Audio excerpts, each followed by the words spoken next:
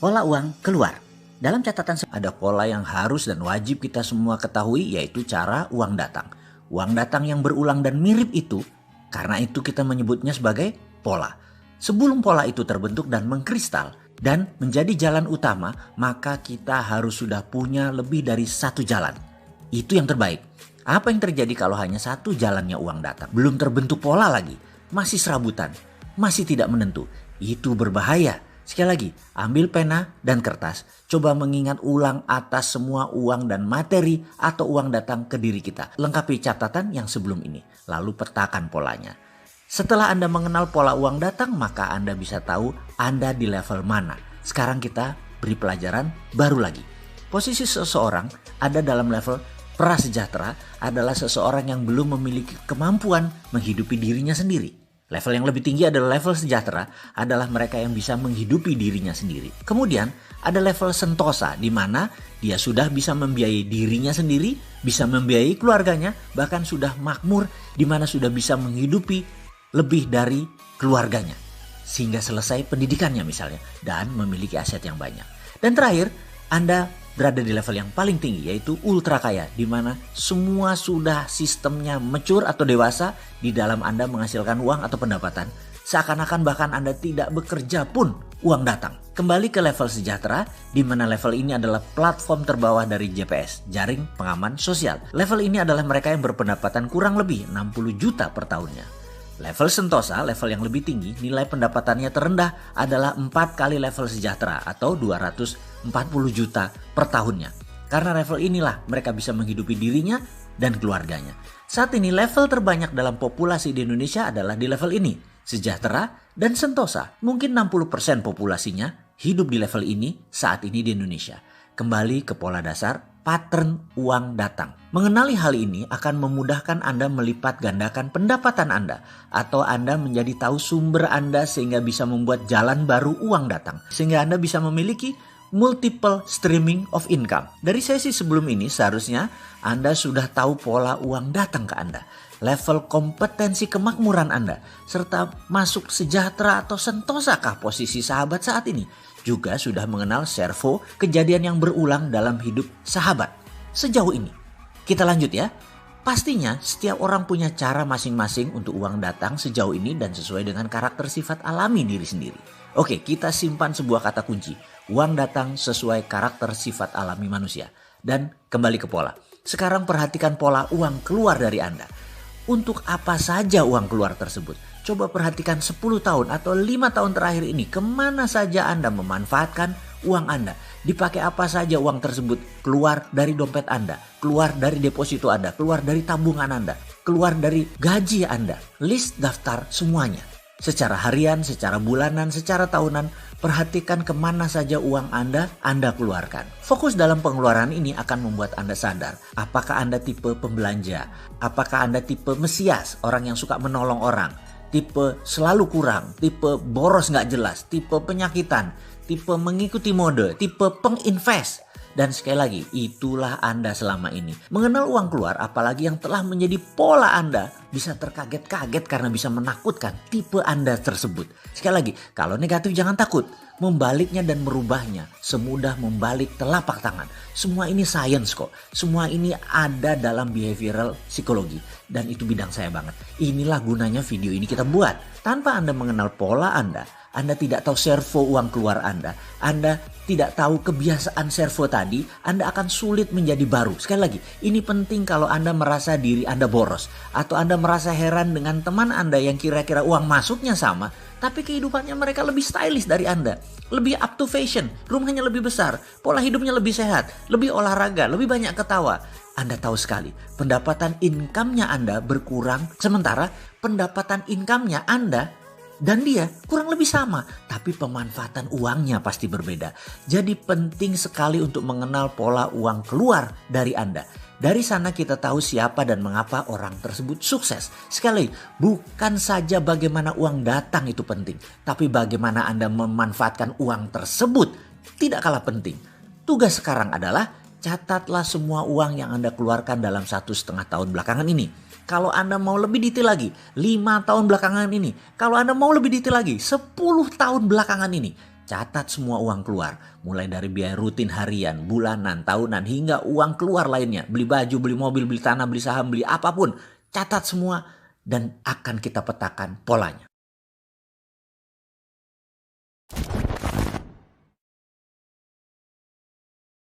How is the money comes to you? Ini sekilas fakta tentang otak. Bangsa manapun di dunia, ukuran otaknya atau volume otaknya, ukuran panjang sarafnya, jumlah pengantar kimia dalam otak, sensornya, semua sama.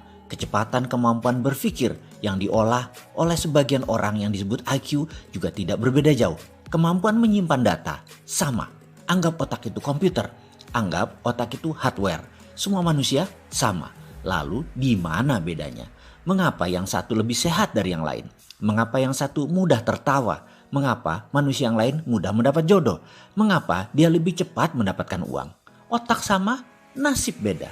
Nasib, ini batu sandungan pertama. Ada sebuah sistem pada manusia yang namanya belief system. Sistem keyakinan. Ini ditanam di subconscious seseorang. Jika sudah ditanam di posisi ini, merubahnya memerlukan teknik khusus. Cara biasa tak akan pernah berubah. Misalnya, kebiasaan merokok. Maaf, saya mengambil contoh merokok karena mudah difahami. Saya tidak merokok dan saya juga bukan anti orang perokok. Kembali merokok sebagai contoh. Dalam iklan di TV secara vulgar ditulis, merokok bisa menyebabkan kanker, gagal janin, penyakit paru-paru, dan lain sebagainya. Dibacakah oleh setiap perokok? Ya. Berhentikah mereka? Takutkah mereka? Tidak. Mengapa? Inilah kerja otak. Otak konsius yang menguasai informasi pengetahuan hanya menguasai 12% dari sebuah tindakan. Sementara subconsciousnya, pikiran bawah sadarnya memberikan kontribusi 88%. Informasi tadi hanya menempel di konsius, tidak menjadi gerak. Otak subconscious bawah sadarnya menganggap merokok itu nikmat. Itulah yang dilakukan karena 88% yang mengendalikan. Kita kembali ke prosperity conscious, kesadaran kemakmuran, IQ kaya, tulang kaya, balung sugi, apapun itu. Bagi Mind Master, ini adalah software kaya yang mereka miliki. Kesadaran kaya adalah software. Saat ini ada 375 orang kaya memiliki software ultra kaya. Kenapa? Karena kekayaan 3 miliar manusia kalau dijumlahkan sama dengan kekayaan 375 manusia ini. Alias yang 3 miliar manusia tidak memiliki prosperity conscious. Mulai bisa menerima? Masih berat? Di mana nasib? Ya, ini pertanyaan kecil dari sekelompok besar. Ini pertanyaan saya juga. Saya mengalami jalan kehidupan yang naik turun seperti gelombang laut selagi badai. Saya pernah memiliki materi berlimpah yang dalam 3 tahun kemudian tinggal di rumah kontrakan dengan masih menanggung hutang besar lagi. Kemudian kembali berlimpah materi yang kemudian kembali terpuruk. Balik lagi naik ke atas, lalu terbalik di puncak dengan beragam kisah. Saya banyak bertanya urusan ini, urusan jalan hidup. Hingga saya memutuskan belajar kemanapun dan mencari kemanapun untuk mendapatkan jawabannya. Sampailah saya belajar ke Ramtha School of Mind di Australia di tahun 2001. Disinilah semua terungkap, setidaknya menjawab pencarian saya. Kemudian ilmu servomekanisme ini saya kemas. Jadilah pelajaran servomekanisme bergabung dengan prosperity conscious ala Mardigu. Jujur, sejak saat itu ekonomi menjadi mudah, bisnis menjadi mudah, hubungan relasi semua menjadi mudah. Dan saya akan buktikan dengan contoh-contoh praktis dalam serial berikut ini.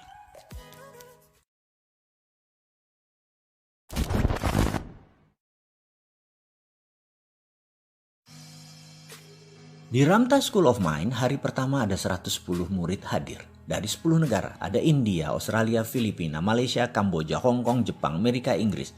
Dan terakhir dari Iran. Saya satu-satunya dari Indonesia. Hari pertama perkenalan, masing-masing cerita jalan hidup mereka, masing-masing sharing, berbagi, sedetail dan serinci mungkin. Wah, seperti nonton film drama. Kalah drama Korea, kalah cerita India. Ceritanya seram-seram, menegangkan, taruhan nyawa yang hilang, dan anggota keluarga yang meninggal terbunuh. Hal itu menjadi biasa. Parah semua kondisinya. Ada yang usianya 55 tahun selama 40 tahun bekerja hanya untuk membayar hutang. Ada yang bangkrut berhutang dengan geng mafia. Ada yang dikejar-kejar triad dan dibunuh keluarganya. Ada yang ditipu habis-habisan oleh keluarganya sendiri. Pokoknya sulit dibayangkan cerita jalan hidupnya mereka. Bahkan 100 kali mendengar cerita masing-masing, 100 kali saya menangis. Saya tentu tidak boleh menceritakan rincian cerita mereka karena ini menjadi rahasia di antara kami. Di mana kami seakan sudah menjadi saudara sependeritaan. Common sorrow. Jalan hidup saya jika mendengar cerita mereka menjadi tidak sebanding. Tidak ada apa-apanya.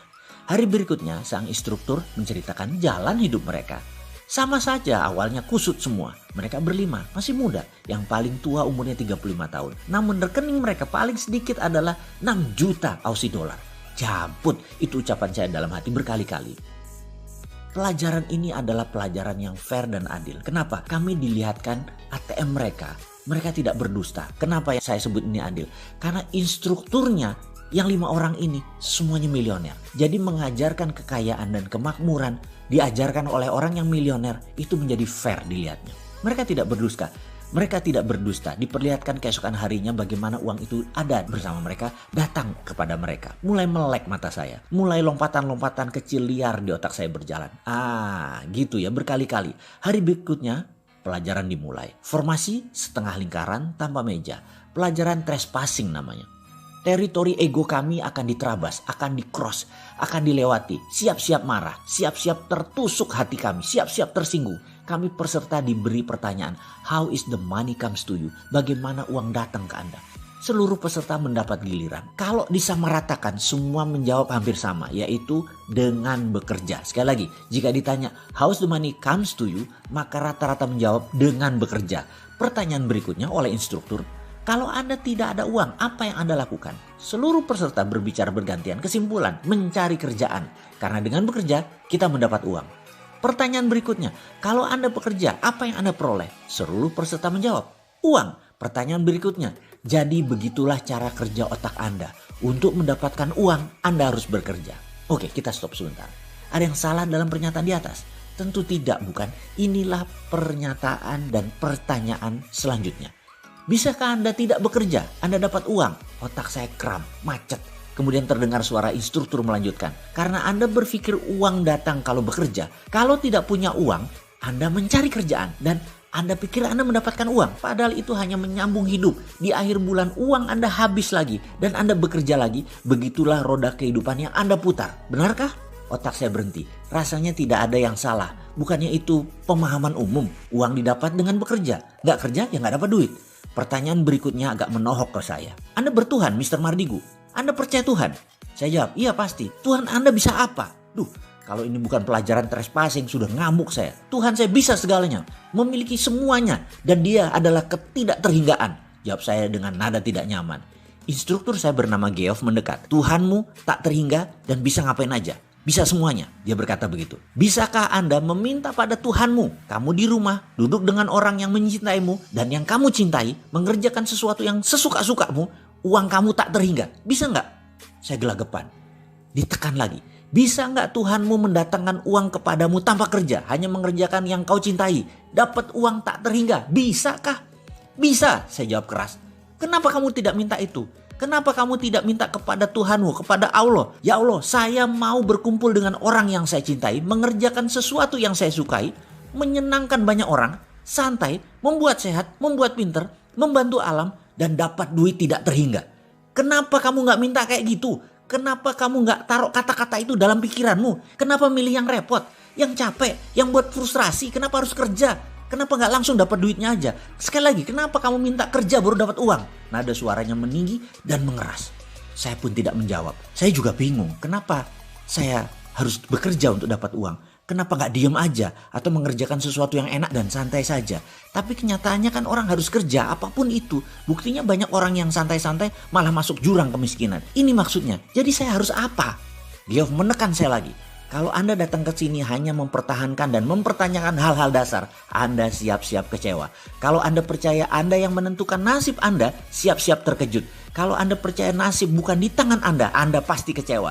Kalau Anda percaya Tuhan bisa melakukan apapun dan Anda bisa mendapatkan apapun, Kalau Anda percaya garis tangan sudah ditentukan sebelumnya, Anda pasti frustasi. Kalau Anda percaya Anda menulis jalan hidup Anda sendiri, Anda pasti menemukan jalan keluar. Kalau Anda banyak berpikir dan mempertanyakan metode pelajaran selama 7 hari ke depan, siap-siap angkat koper karena Anda tidak mendapatkan apa-apa. Kalau Anda pasrah dan percaya Anda sangat diuntungkan karena semuanya itu mudah. Kalau Anda percaya inilah jawaban atas doa Anda selama ini dan Anda menikmati proses di kelas ini. Kalau Anda memegang kukuh belief system Anda yang lama, Anda persis menjadi seperti Anda yang sekarang. Kalau Anda meruntuhkan seluruh bangunan Anda dan bersiap membangun pondasi belief baru, siap-siap melihat diri Anda yang baru, yang anggun, yang tak terhingga dan sesuai dengan maunya Anda. Kemudian nada suaranya melunak dan pelan. Anda kesini sudah buang waktu, membuang tenaga, membuang pikiran, membuang uang. Apa yang tersisa dari Anda hanya pola pikir saja. Kalau Anda mau membuang pola pikir tersebut, kita akan melanjutkan pelajarannya. Siap-siap akan sakit hati. Karena semua yang Anda pegang bisa dilepas dan harus dilepas. Bahkan kebenaran yang Anda pegang pun akan ditantang, di-challenge ke batas ujung. Diri Anda akan didorong ke batas yang Anda merasa apapun mungkin, apapun masuk di akal. Masa sih? Bagaimana bisa pernyataan dan pertanyaan logika belief lama akan ditantang? Kalau ternyata tidak teruji, rubuhkan belief system Anda tadi. Ingat, kebenaran yang terbenar adalah kebenaran yang teruji. Kebenaran yang terbenar adalah kebenaran yang tidak menyinggung siapapun. Dan kalau ada yang sakit hati gara-gara kebenaran ini, pelajaran kebenaran ini salah. Dan kebenaran yang paling benar, dia membela dirinya sendiri. Oleh karena itu sahabat, Anda sudah membuang waktu, Anda sudah membayar mahal video ini.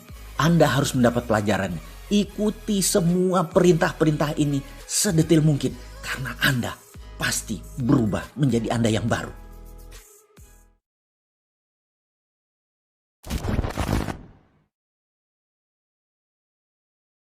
Sepulangnya dari belajar, jujur, 3 bulan setelah kembali, saya belum mulai mempraktekkan apapun. Belief system saya tertabrak-tabrak. Pertanyaan, nasib kita yang menentukan? Sementara saya punya keyakinan nasib ditentukan Tuhan. Sebuah tabrakan belief system. Saya belum bisa menerima. Kalau saya tidak terima, maka saya harus menerima kondisi saya sekarang, berhutang dan hidup susah waktu itu. Memulai sesuatu akan terbawa putaran yang sama. Memulai yang baru harus merubah belief system. Ini pengalaman saya dan mungkin hanya terjadi pada saya. Saya juga teringat sebuah pelajaran dasar. Salah satunya pelajaran meng-cancel doa. Dalam sebuah sesi di sana ada pelajaran untuk berpikir dan berdoa yang tidak boleh di-cancel. Seperti detailnya ada juga di dalam video Road to Billionaire, karya saya terdahulu. Baik, sekarang kita beri contoh seperti pengalaman saya di dalam kelas waktu itu. Saya diperintahkan memohon. Waktu itu saya disuruh memohon kepada Allah untuk memberikan uang 1 miliar pada akhir bulan ini. Saya manut, saya berkata, ya Allah, saya meminta uang 1 miliar di rekening saya pada akhir bulan ini. Lidah saya mengucap, hati kecil saya berkata, mungkinkah? Dan perkataan di hati kecil tersebut, di pelajaran tersebut, saya peroleh artinya meng-cancel doa. Hal itu membatalkan doa. Kita tidak boleh mempertanyakan doa yang kita buat sendiri karena itu artinya meng-cancel. Dalam membuat permohonan, sekali lagi kita tidak boleh cancel. Percaya utuh, setiap keraguan harus dipanjatkan lagi permohonannya. Ulangi lagi karena permohonannya kita cancel sendiri. Ribuan kali saya coba, ribuan kali saya cancel. Belief system saya belum terima. Masa sih kok gitu doang? Emang bisa? Dari mana caranya? Dari mana uang datang ke saya? Bagaimana uang 1 miliar itu bisa datang? Walaupun saya berkata, ya Allah berikan uang 1 miliar itu di akhir bulan ini. Tapi tetap di hati kecil ada hal-hal yang menyeletuk tadi. Sekali lagi sekedar mengulang saja, mengingatkan informasi bahwa di tahun 2001 saya bekerja untuk menutupi biaya hidup dan sebagian cicilan hutang. Posisi saya sebagai Direktur Business Advisor dari sebuah investment banking bernama PT Rifan, sekarang namanya PT Rekapital, milik seseorang yang posisinya tinggi saat ini yaitu Bapak Rosan Roslani dan Bapak Sandiaga Uno. Secara gaji dan bonus cukup besar kompensasi bulanannya, namun hanya kerja kontrak. Dari tahun 2000 hingga tahun 2002, 24 bulan. Kontrak akan berakhir 9 bulan lagi dari masa saya pulang dari Australia tersebut. Suatu pagi, saya ingat waktu itu, saya meminta anak saya nomor 2, namanya Fatur, yang masih berusia 4 atau 5 tahun. Saya berkata, Mas Fatur tolong dong ayah diambilkan sepatunya yang hitam, kata saya. Fatur diam saja. Saya ulangi sekali lagi, Fatur, kamu dengar kan ayah ngomong apa? Dia tetap diam dan berjalan menjauh. Suara saya, intonasinya saya tinggikan. Intonasinya menekan. Dan dia diam menunduk. Emosi saya terpancing. Ini anak kok gak nurut sih, kata saya dalam hati. Saya berjalan ke arahnya. Gerakan marah terpancar di wajah saya. Matanya menatap saya tepat di mata saya. Agak ketakutan ekspresi wajahnya. Saya kaget. Loh, kok dia takut? Saya berkata dalam hati. Langsung saya berlutut sejajar mata saya dengan mata dia. Dan ini adalah metode dasar psikologi mendidik anak, di mana mata sejajar menunjukkan kesetaraan, kesederajatan. Kalau atas bawah, anak di bawah, orang tua di atas, bola mata anak yang pupil hitamnya di posisi atas, ini dia dalam posisi sangat sugestif. Membuat posisi orang tua otoritatif dan si anak menjadi inferior. Di kondisi saya dan Fatur, kondisi tersebut tidak boleh. Saya lagi marah, Fatur lagi takut. Jadi langsung saya sejajarkan sehingga dia nyaman karena merasa sederajat. Saya ubah ekspresi saya datarkan suara saya. Nah, tolong ambilkan sepatu ayah ya sayang. Kaki saya dipeluknya. Bahasa tubuhnya saat itu yang saya rasakan adalah dia tidak mengizinkan saya berangkat bekerja. Kembali saya tersentak. Tadinya mau marah, namun signal yang diberikannya cukup kuat. Jangan pergi ayah. Ayah belum memberikan banyak rekening emosi ke saya, kata Fatur. Itu yang saya dapat. Rekening emosi saya kurang kepada Fatur. Lama saya menatap wajahnya. Tiba-tiba saya putuskan. Baik, ayah tidak bekerja hari ini. Kamu mau apa sayang? Kemudian dia berkata, ajarin Mas Fatur naik sepeda roda 2 ayah. Terus kita main layang-layang. Boleh nggak? Pintanya dengan lagak yang lucu sambil memiringkan kepalanya. Saya mengangguk. Saya telepon sekretaris saya, Siola, tolong bilang pada Pak Rosan, saya tidak masuk hari ini, saya off. Seharian saya ajari Fatur naik sepeda roda 2, sorenya kami bermain layang-layang. 7 jam sangat padat berkualitas setidaknya menurut saya. Malamnya dia memijit-mijit bagian tubuh saya, nikmat sekali rasa di hati saya ini. Tiada tara rasanya. Enak berkumpul dengan orang yang kita cintai, mengerjakan hal yang kita cintai, dan mendapatkan uang tak terhingga. Tiba-tiba klik terjadi di otak saya. Saya mendadak seperti mendengar saya berkata pada diri saya sendiri. Katanya ingin punya anak yang soleh. Kok ngaji diajarin orang lain? Belajar sepeda diajarin orang lain? Belajar baca tulis diajari orang lain? Bagaimana rekening emosi bisa tumbuh? Bukankah dulu pernah mengatakan bahwa kalau setiap sel dari anak yang tumbuh, saya ingin memiliki andil terbesar agar di kemudian hari tidak ada sesal. Sementara faktanya setiap hari sibuk. Pagi berangkat anak belum bangun, pulang anak sudah tidur, ketemu di kala weekend sudah kecapean pengen istirahat. Anak tahu-tahu tumbuh membesar dan membesar tanpa ada kontribusi saya apa-apa. Saya terhenyak. Lalu saya putuskan seketika itu juga tanpa pikir. Cikar kanan, via kondios, kita bakar kapal. Ini istilah saya mengandaikan tindakan seorang panglima perang, Jabal Tarik, sewaktu menaklukkan Gibraltar. Pasukannya kalah jumlah dan nyali ciut mau mundur. Jabal Tarik memerintahkan bakar kapal sehingga pasukannya tidak ada pilihan lain kecuali maju berperang. Besok saya membuat surat resign tertuju pada partner dan owner perusahaan tersebut, Rosan Roslani. Saya mendadak percaya 100% bahwa uang akan saya dapat. Dan uang dapat dari manapun. Tanpa usaha yang banyak, saya tidak pernah mengcancel. Utuh saya percaya permohonan kepada Tuhan tersebut. Entah mengapa, tapi saya percaya. Saya semangat sekali. Lalu hari berlalu tanpa ada yang istimewa. Herannya, orang modern seperti saya tidak banyak bertanya-tanya. Enjoy total, benar-benar seperti orang aneh. Gak mikir belas. Sore itu saya menyiram bunga. Di luar kebiasaan, saya tidak pernah menyiram bunga. Tahu-tahu sebuah motor menghampiri, pengemudinya menggunakan helm, berkaca gelap. Saya tidak tahu siapa dia. Sore bapak, katanya membuka helm. Rai Sahanaya rupanya. Dia orang Ambon, tetangga saya. Tinggal berjarak 3 rumah di sebelah. Dia mengontrak di sana. Kemudian dia berkata, begini bapak ada uang 10 juta kah? Katanya dengan logat Ambon yang kental. Maksudmu? Begini bapak, beta mau jual semua barang di rumah beta bapak. Beta jual 10 juta bapak, termasuk motor baru ini bapak. TV, kulkas, AC, kontrakan rumah, semua bapak ambil. Boleh kah? Wah Rai, jujur uangku hanya 6 juta, itu pun buat bayar besok hutang. Saya jawab dengan apa adanya. Dia terdiam kemudian berkata, beta dapat kerja kapal bapak. Malam ini kapal angkat jangkar bapak, jam 9. Kita soba layar bapak. Beta dapat kontrak 3 tahun bapak. Gaji bagus, $2.500 sebulan bapak. Beta harus cepat-cepat balik ke pelabuhan bapak. Lalu dia terlihat berpikir sebentar dan berkata, baiklah bapak, beta kasih bapak semua. Bisa kasih 6 juta sekarang kah? Ada, saya menjawab. Saya masuk ke dalam, 1 menit kemudian saya berikan uang 6 juta. Dia senang sekali, giginya yang putih berkilat tak pernah hilang dari bibirnya. Rai menandatangani tanda terima 3 lembar kwitansi kosong untuk motor dan kunci kontrakan. Bawa koper berangkat pakai ojek. Saya terdiam, memegang 2 kunci. 1 kunci rumah kontrakan, 1 kunci motor berserta surat-surat. Saya ke kontrakan yang lebih luas sedikit dibandingin rumah kontrakan saya. Cukup rapi untuk seorang bujangan. Barang-barang terawat. Keesokan harinya saya jual semuanya kecuali motor. Karena saya butuh pengganti Honda Tiger yang saya jual buat ongkos saya ke Australia waktu itu. Total saya memperoleh sisa uang 19 juta. Dan rumah kontrakan yang masih 1 tahun lagi. Bayangkan, catatan kontrak saya itu tinggal 2 bulan kala itu. Yang jadi pertanyaan sekarang adalah, inikah prosperity conscious itu? Apakah servo mekanisme saya sudah benar, yang jeleknya sudah terbuang?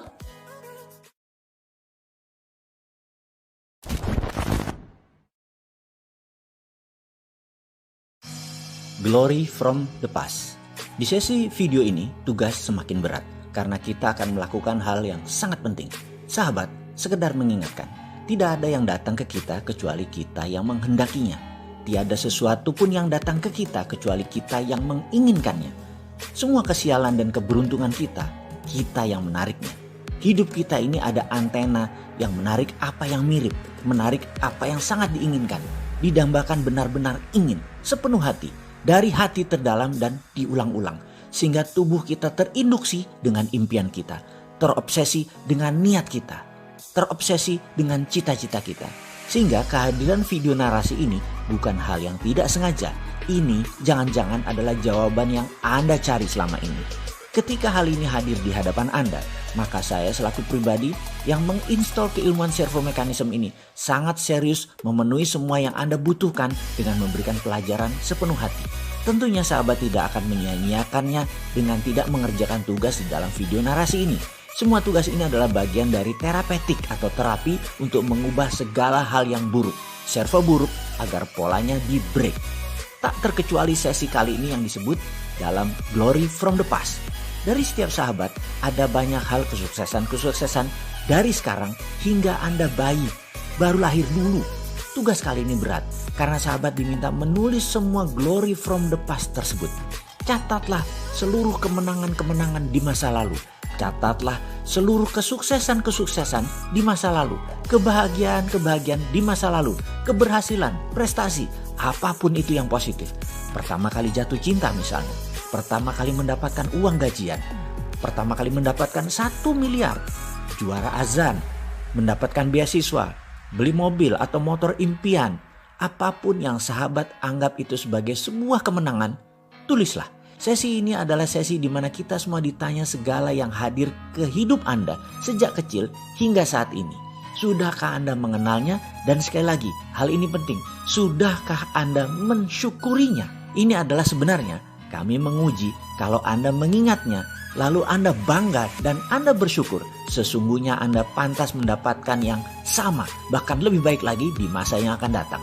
Namun percaya saya, kalau Anda tidak bisa merinci masa kemenangan-kemenangan Anda tadi, tidak bisa banyak atau hanya beberapa, mohon maaf, apa kira-kira Anda layak mendapatkan sesuatu yang lebih besar, lebih baik, lebih maju di masa depan?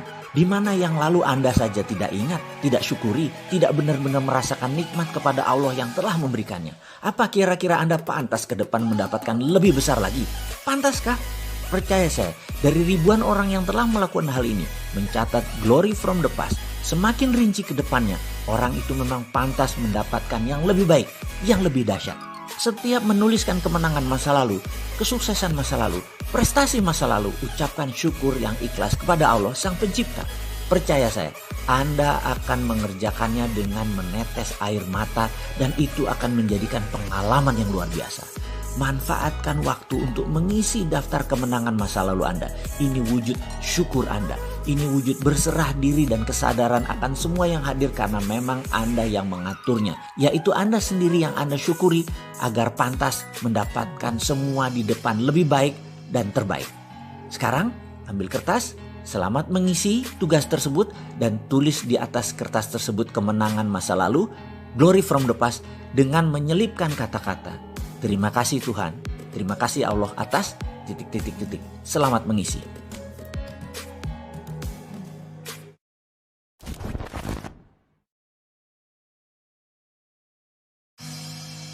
Pasti semua sahabat ingin memiliki hubungan yang baik dengan keluarga, dengan teman, dengan relasi, dan juga dengan tim di dalam perusahaan atau organisasi yang Anda berkecimpung di dalamnya. Ada sebuah teknik yang menarik yang sangat efektif di dalam membangun tim trust atau kepercayaan tim tadi. Teknik ini juga sangat baik untuk membuang servo negatif atas kebiasaan buruk yang Anda miliki. Pelajaran dasar pemahamannya begini, otak manusia itu sangat dahsyat. Apapun yang kita ciptakan bisa kita tambahkan atau kita hilangkan. Misalnya ada seseorang yang takut dengan kecoa. Mendengar kecoa disebut saja sudah merinding, jijik. Hal itu karena memang tercipta oleh pengalaman hidupnya. Entah di rumah dulu waktu dia kecil, orang-orangnya pada lebay. Kalau ada kecoa teriak-teriak ketakutan, sehingga orang itu pun menjadi ketakutan. Atau ketularan takut. Lalu pernah ketika jalan menuju dapur, tangannya kejatuhan kecoa yang membuat gelas di tangannya jatuh. Perasaan jijik sebel, terus ditambah lagi dimarahi oleh orang tuanya yang galak. Lengkap itu database akan ketakutan terjadi dalam dirinya. Ketika dewasa, mendengar kata kecoa saja sudah menimbulkan ketakutan dan rasa jijik yang amat sangat. Lalu ada teknik penyembuhannya. Bagaimana? Sederhana, hanya dengan kekuatan pikiran, kekuatan perasaan, dan belief system percaya. Hal ini bisa disembuhkan. Dia, teman kita tadi yang trauma tadi dengan kecoa, dibayangkan di tangannya, hadirkan melalui imajinasinya, ada bola kristal di tangannya. Hanya dalam imajinasinya ada bola kristal bening di tangannya. Lalu perintahkan ke dia, hadirkan bayangan TV di dalam bola kristal tadi. Dan setelah dia membayangkan TV di dalam bola kristal tersebut, lalu kita katakan, hadirkan bayangan kecoa ada di acara TV tersebut, di dalam bola kristal tersebut. Di awalnya dia mungkin agak jijik atau agak takut, tetapi ingat, ada 2 lapis yang melindungi dirinya dari kecoa tadi dalam bayangannya. 1, itu di TV. 2, TV-nya ada dalam bola kristal. Lalu beri dia ilustrasi bayangan bahwa bola kristal tadi ada kabut warna hitam yang menutupi pemandangan dirinya ke kecoa tadi, dan kemudian timbulkan perasaan superior bahwa dialah pengendali bola tadi. Dia bunuh dengan kabut hitam kecoa tadi, dan dalam hitungan 3, 1, 2, 3, bola kristal tadi perintahkan ke dirinya, buang sejauh-jauhnya. Percaya saya, bawa kecoa plastik, dekati dia. Saat itu dia akan merasa tidak terlalu jijik lagi atau traumanya terhadap kecoa hilang. Setidaknya 50-90% berdasarkan pengalaman akan hilang traumanya atau sembuh. Oke, kita bukan mau mendetailkan teknik ini, tapi kita ingin bagaimana servo kita yang jelek hilang dan tim kita menjadi kompak. Biasanya dalam organisasi saya, kita akan melakukan projected imaginary tadi bersama-sama. Katakan kantor kami yang di Jakarta, kami menyewa villa di puncak yang bisa buat tinggal 25 staf tim kami. Yang mana acaranya nanti sederhana. Kita hanya makan malam lalu menyalakan api unggun. Ketika api unggun lagi disiapkan, semua peserta wajib menulis di sebuah kertas akan masalah dalam dirinya yang akan dibuang. Kertas ini nanti akan digulung-gulung, digenggam lalu dibuang ke dalam api unggun. Ketika api membesar, setiap orang maju satu persatu bergiliran dan menceritakan apa masalah dirinya yang mau dia buang selama 1 menit. Semua yang sisanya hadir mendengarkan dengan seksama, tidak ada suara, hanya yang maju ke depan yang berbicara. Iringi dengan musik instrumental ya untuk memberi kesan syahdu. Apa yang terjadi? Anda bisa menitikkan air mata di beberapa teman yang bercerita tadi.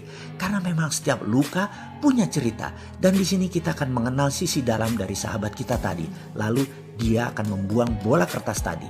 Dia membuang satu masalah besar dalam dirinya. Acara ini bisa 2-3 jaman. Dan pasti sehabis acara ini sharingnya dahsyat. Sehingga setelah acara gathering di puncak tadi, kita jadi mengerti satu dengan yang lain. Mengerti beban masalah dalam diri seseorang dan menjadi saling bantu karena tahu apa yang satu sama lain impikan. Suasana tadi hanya bagian dari pelepasan servo mekanisme negatif seseorang atau kelompok. Sahabat semua, saya sangat sarankan Anda lakukan hal ini dalam organisasi Anda, dalam keluarga besar Anda. Setelah itu, itulah Anda yang baru, itulah tim Anda yang baru, dan itulah keluarga Anda yang baru, yang penuh semangat dan penuh cinta. Pasti produktif ke depannya.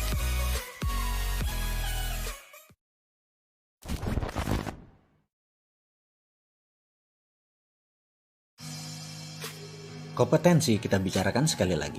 Konon, semuanya adalah persoalan kompetensi semata. Karena itu kita harus mengulangi pemahamannya agar lebih solid. Apapun yang kita dapatkan dalam hidup ini nyaris merupakan ekspresi dari kompetensi kita. Dengan kata lain, kompetensi adalah tingkat operasional dari kebiasaan dan kompetensi tersebut adalah memicu automatic guidance system, yaitu servo mekanisme untuk bekerja melalui proses koreksi terus-menerus yang dikenal sekali lagi dengan istilah servo mekanisme. Sebenarnya ada tingkatan yang lebih tinggi dari kompetensi, yaitu belief, yang kita akan bahas di lain kesempatan. Tetapi secara populer, boleh kita hanya menggunakan istilah kompetensi yang lebih terkait dengan skill dan lebih akrab pula dengan kehidupan sehari-hari. Tetapi di sini kita akan perluas pemaknaannya.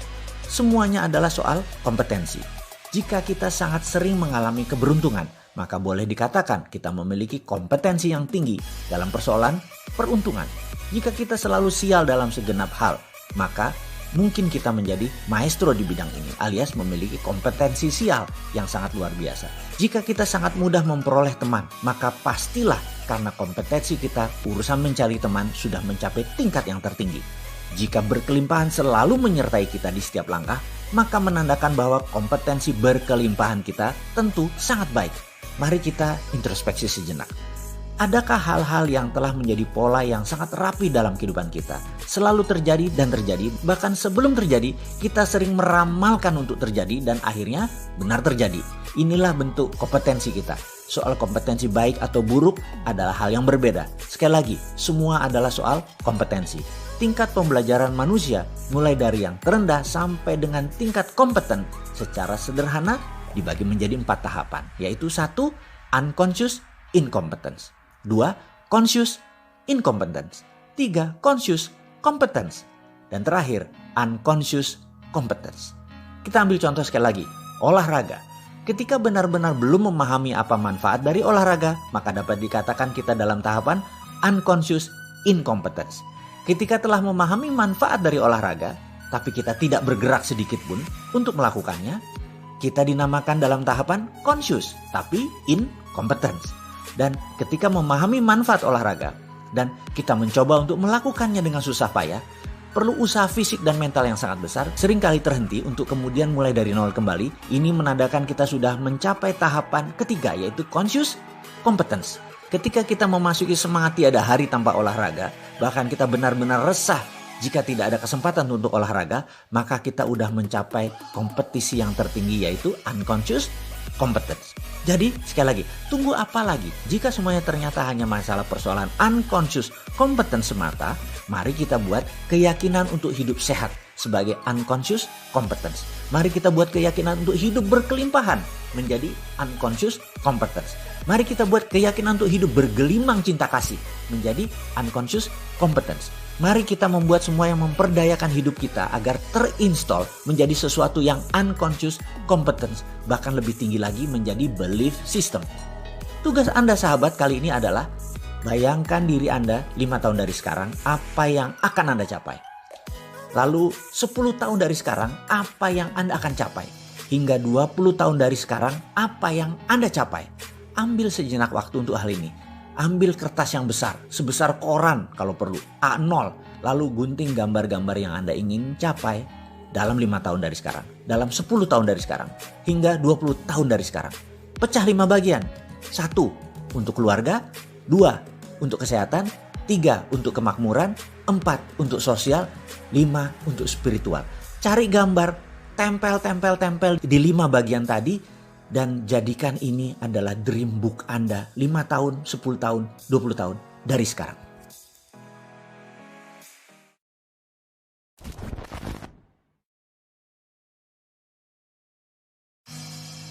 Peaceful Place. Di sesi ini adalah sesi untuk kita melakukan pemrograman pikiran bawah sadar agar kita bisa memasang servo baru, servo mekanisme yang positif agar menjadi kebiasaan baru yang positif. Otak manusia dalam pikiran bawah sadarnya itu tidak bisa membedakan mana yang imajinasi, mana yang reality, mana yang bayangan, mana yang kenyataan. Untuk membentuk pathway, jejak sukses di pikiran bawah sadar seseorang, maka caranya bisa dengan melakukan. Dan ada cara yang lebih cepat lagi, yaitu dengan membayangkan hal yang sama berkali-kali dalam jangka yang panjang. Bayangkan Anda bisa main sepatu roda misalnya. Maka coba nonton YouTube tentang permainan sepatu roda tadi. Kemudian setiap hari sewaktu mau tidur malam, bayangkan diri Anda bermain sepatu roda terus menerus selama 30 hari ke depan. Apa yang terjadi kemudian? Jalan hidup Anda tahu-tahu ke arah dunia persepatu rodaan. Anda ke Senayan sore-sore di GBK, tahu-tahu Anda melihat orang bermain sepatu roda. Tahu-tahu orang itu menyapa Anda. Tahu-tahu orang itu mengajak Anda bermain sepatu roda. Ajaib kan? Sekarang kita coba dengan bayangan lain. Anda bayangkan Anda punya mobil BMW X3 warna biru. Terus setiap malam Anda bayangkan BMW X3 warna biru tadi milik Anda tadi. Terus dibayangkan sepanjang malam sebelum tidur, selagi ngayal-ngayalnya Anda, selagi ingin tidur. Percaya saya, 30 hari kemudian Anda setiap jalan di jalan raya, mata Anda akan mencari mobil BMW X3. Dan ajaib, Anda nemu aja mobil warna biru BMW X3 tadi. Walaupun mobil itu sedikit, mata Anda bisa menemukannya. Sekarang, coba Anda ingat-ingat ketika Anda ingin membeli mobil Innova warna putih. Tahu-tahu mata Anda dimanapun akan nemu aja. Tuh Innova warna putih, keren kan? Tuh lagi ada yang pakai velg racing. Bagus ya? Terus aja mata Anda terseleksi melihat mobil tersebut dan tidak lama kemudian Anda memiliki mobil itu. Sekarang kita mau lakukan dengan sengaja agar servo kemakmuran terjadi pada diri Anda. Pertama, temukan peaceful place Anda dalam bayangan Anda. Apa itu peaceful place? Peaceful place adalah tempat di mana Anda merasa damai. Bisa kamar Anda, bisa masjid, bisa sajadah, bisa tempat ibadah, bisa pantai, bisa gunung. Apapun temukan tempat yang ketika Anda di sana, Anda merasa damai.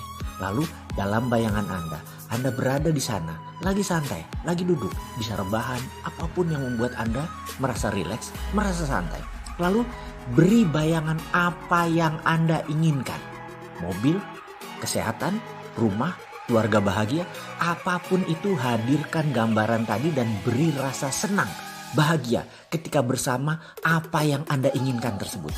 Lakukan hal ini setiap malam dan pastikan beri rasa sudah memiliki, rasa bersyukur dan rasa bahagia. Ulangi setiap malam minimum satu keinginan Anda dan dilakukan 30 hari berturut-turut dan bersiaplah kaget atas kejadian yang mengikutinya kemudian. Langkahnya saya ulangi lagi agar sahabat semua bisa mengulangi dan bisa melakukannya. 1. Temukan peaceful place Anda. 2. Hadirkan Anda di sana. 3. Hadirkan bayangan apa yang Anda inginkan dan sudah Anda miliki. 4. Lakukan hal ini dalam imajinasi Anda sesering mungkin dan disarankan lakukan menjelang tidur malam. 5. Selamat menjadi Anda yang baru.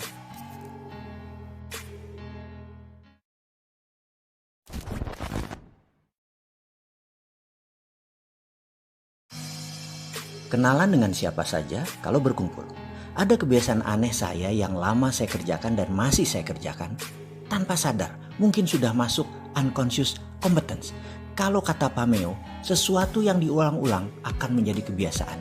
Dan kebiasaan kita tersebut jalan hidup sejarah diri kita.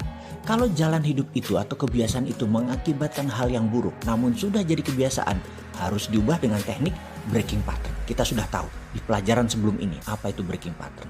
Namun kali ini kita bukan mau membicarakan hal yang buruk pada kebiasaan saya. Walaupun banyak banget kebiasaan buruk dan harus saya rubah dan saya ubah pelan-pelan. Itulah saya yang baru dan terus saja saya belajar. Seperti Anda sahabat semua. Tetapi ada kebiasaan yang masuk bawah sadar saya yang paling dalam karena itu sudah masuk dalam unconscious competence saya. Apa itu? Yaitu kebiasaan mengumpulkan kenalan baru. Saya ini setiap minggu ada 5-7 orang kenalan baru hingga saat ini dari waktu yang lama, mungkin udah 35 tahun. Hal ini mungkin kebiasaan saya sekali lagi, sudah lama. Karena itu di pojok kiri meja kerja saya yang tua tersebut ada tumpukan kartu nama banyak. Karena dulu, ya sampai sekarang sih orang selalu bagian kartu nama. Hari ini saya menyempatkan merapikan kartu nama tersebut dan mengecek nomor kontak di HP saya. 2 HP saya nomor teleponnya ternyata masing-masing lebih dari 4.000 nomor. Dan ada lebih dari 20 grup WA dalam masing-masing handphone tersebut. Saya bukan orang yang rajin membalas WA atau ikut nimbrung di grup. Tapi kalau personal japri saya sempatkan membalasnya. Saya teringat di awal membangun karir saya. Saya bertanya pada mentor saya yang kebetulan mitra bisnis saya yang kebetulan juga orang Bali terkaya. Dia juga merupakan babe saya setelah ayah saya almarhum. Dia menasihati saya bahwa sebagai orang kampung perantauan ke Jakarta, maka memiliki teman yang banyak adalah aset yang tak ternilai. Dan dia buktikan dengan perjalanan hidupnya. Di mana saja kalau kami berjalan rasanya ada aja orang yang menyalami dirinya. Kenalan. Bukan seperti selebriti yang hanya satu pihak kenalnya, selebritinya nggak kenal. Dan ini dua belah pihak, mereka saling kenal. Saya impress sekali, saya terkesan sekali. Sejak saat itu di pertengahan tahun 90-an saya komit berjanji pada diri saya. Harus punya kenalan banyak. Kebiasaan tersebut saya lakukan, setiap hari mungkin 1. Efeknya sampai hari ini saya merasakan manfaatnya. Misalnya petinggi lembaga keuangan mungkin ada lebih 30 kenalan saya saat ini adalah direksi-direksi dari lembaga keuangan yang terkenal. Dan kenalannya dengan mereka lebih dari 10 tahun yang lalu. Sehingga staf saya suatu hari komentar, "Bapak kenalannya banyak bener sih, asal ketemu orang ketimbang saya memperkenalkan kerja di perusahaan saya." Ada aja yang berkata, "Salam ya buat bosman ya, saya teman lama dia." Bahkan ke Kopassus kemarin belajar nembak waktu anak-anak perusahaan kami outing, kayaknya semua instruktur kenalnya Pak Mardigu. Saya dalam hati GR bener urusan beginian. Tapi bagi saya bukan orang kaya saja kenalan itu.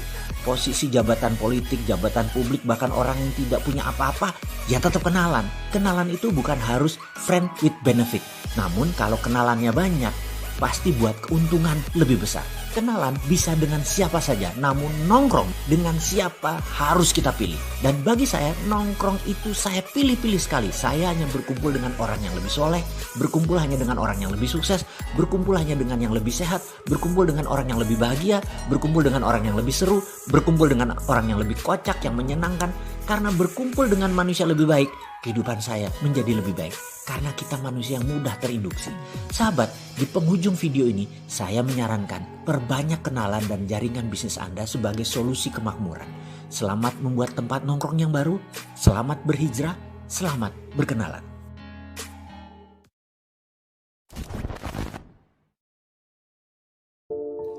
Projected Imaginary sekali lagi. Selagi kami diskusi di sebuah lounge di jalan Walter Monginsidi di kafe langganan kami, maka saya memandang seseorang yang tak asing bagi saya. Teman kuliah saya, junior saya di kampus, yang ketika saya sambangi duduknya yang sendirian dia berkata, "Mas, dari tadi saya sudah melihat Mas Mardigu, tapi wajah galaknya lagi muncul dan serius saya sudah melipir dulu deh. Lebih baik saya diam di sini." Saya hanya tersenyum karena dia tahu sekali kalau saya agak galak itu pasti ada sesuatu yang saya sangat ingin selesaikan. Dulu dia padawan saya, yaitu sering membantu pekerjaan saya dulu waktu bereksperimen di kampus. Pastinya dia kenal sekali karakter saya. Saya galak banget, terutama sama dia. Saya berkata, "Kamu benar, ada sesuatu yang saya belum pernah lakukan dan akan saya lakukan, tapi tidak tahu caranya, tidak tahu jalannya. Cuman lihat sinar harapan kecil di ujung lorong yang gelap." Kemudian saya pun menceritakan sekilas apa yang akan saya lakukan, yaitu membangun kayak kawasan ekonomi khusus berbasis heavy industry. Dia menatap saya dengan mata tajam dan berekspresi aneh. "Mas, ingat eksperimen yang dulu kita lakukan di kampus? Itu problem solvernya kok nggak dilakukan sih, Mas?" Saya berkerut dan berusaha mengingat apa yang pernah kami lakukan bersama dalam eksperimen di kampus dulu. Tapi saya tidak menemukan yang mana di otak saya ini. Folder di otak saya sudah kayak komputer mencari-cari data, tapi tetap tidak ketemu. "Itu loh Mas yang di lapangan basket," katanya, mencoba membuat saya ingat tapi tetap lupa. Sehingga dia menceritakan dengan lengkap.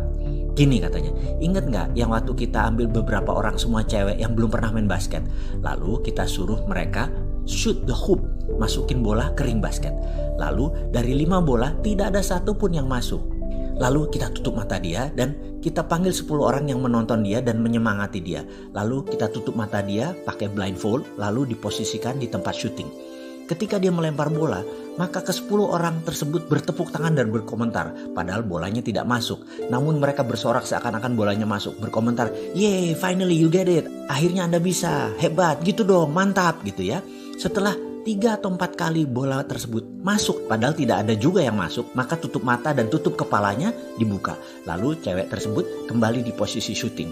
Dia diberikan 10 kali peluang menembak sekarang. Dan ternyata dari seseorang yang tidak pernah main basket dalam seumur hidupnya, sekarang bisa memasukkan 4-5 kali bola ke keranjang, dibantu tepukan penonton yang cheering up, mendukung dia. Jadi otak manusia bisa dibantu dengan ilustrasi nyata dalam pikiran bawah sadarnya bahwa dia bisa melakukan. Walaupun belum pernah dilakukan sebelumnya, namun dengan stimulus mereka pernah dalam tanda petik melakukan. Ternyata merubah kimia yang ada dalam pikirannya dan menjadi kenyataan. Mereka, otak tersebut membuat pathway jaringan baru di otak mereka sehingga semuanya possible karena jaringan baru itu terbentuk. Apa yang Mas akan lakukan adalah persis seperti gadis eksperimen basket kita dulu. Sekarang saran saya, cari kelompok orang yang pasti mensupport Mas Mardigu. Share pada mereka bisnis Mas ke depan. Mereka belum tentu bisa bantu, namun cheer up mereka. Mas Mardigu pasti bisa lakukan. Gampang itu buat Mas Mardigu. Dan komentar positif lainnya dari siapa saja orang yang support Mas Mardigu akan merubah kimia di dalam pikiran bawah sadar Mas Mardigu yang membuat impian tadi bisa jadi kenyataan. Saya pun mengangguk-angguk setuju. Diam dan saya lakukan keesokan harinya. Saya kumpulkan dan saya ceritakan kepada teman-teman, sahabat, saudara saya, keluarga saya apa yang akan saya lakukan dan saya mendapatkan dukungan tersebut. Kamu bisa dan kamu bisa. Kejadian itu tahun 2018. Dan saat ini ternyata mendekati kenyataan. Sahabat, inilah ujung video naratif servo mechanism. Sangat disarankan ke depan Anda pilih siapa teman Anda berkumpul. Pastikan yang membuat diri Anda menjadi orang yang lebih baik. menjadi naik nilainya, menjadi lebih sehat, lebih makmur, dan pastikan Anda melakukan hal yang sama ke mereka. Dukung semua sahabat mereka untuk mereka juga menjadi yang terbaik. Sampai jumpa di lain kesempatan. Salam hormat dari saya Mardi Guwowi. Sukses untuk sahabat semua.